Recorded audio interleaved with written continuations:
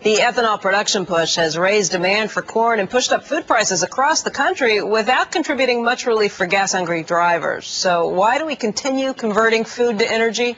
Joining us right now is Marlo Lewis, the Senior Fellow at the Competitive Enterprise Institute. Also, Dennis Avery, Director of the Center for Global Food Issues and a Senior Fellow at the Hudson Institute. Marlo, why don't you start us off? What's the big problem with ethanol?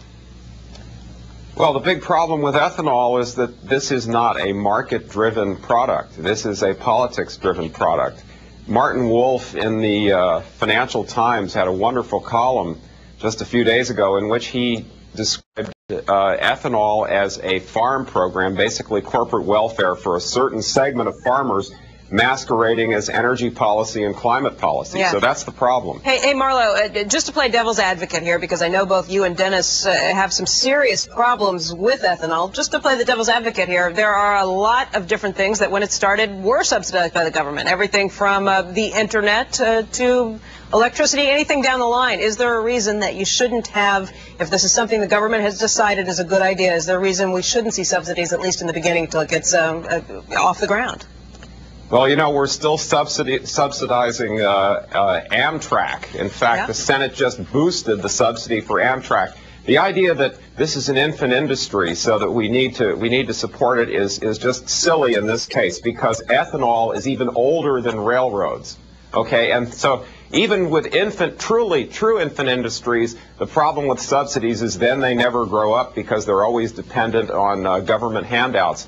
But, you know, ethanol is millennia old. It's even older than railroads, but we're still subsidizing those because they can't compete. Hey, Dennis, you have an even bigger problem with ethanol, more than just on a political subsidy level. What's that?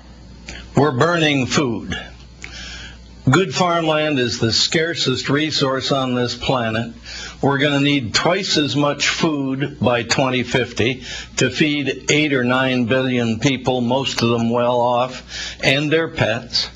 And this is an excuse to say we're not building nuclear plants or drilling for our own natural gas.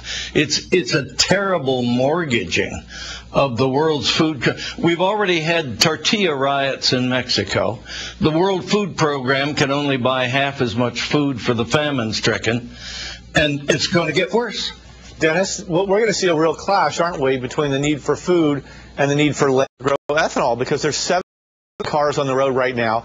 In the next 8 years across Southeast Asia, 1 billion people will triple per capita income to join the middle class, and a few hundred million of those at the very least are going to want to afford their own car. And there's simply not enough land and enough water to meet that demand with ethanol. That's correct?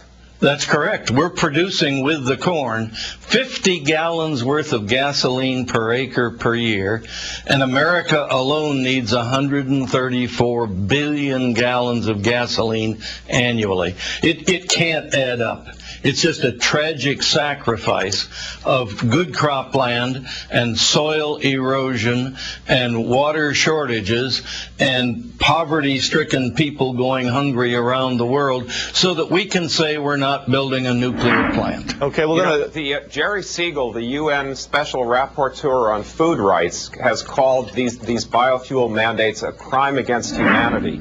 And he pointed out that there are 850 million chronically hungry people in the world today, and 450 pounds of corn could feed one of those people for a year, but it would also only put 25 gallons of motor fuel in your gas tank. Then tell me how Brazil, which I believe relies on for ethanol 20% of its energy, how did Brazil get it?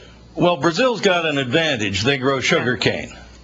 And you get 3 times as much fuel per acre from sugar cane as you do from corn ethanol. Gotcha. And Brazil has a lot of land. They're the only country in the world that has what you could call spare land. Right.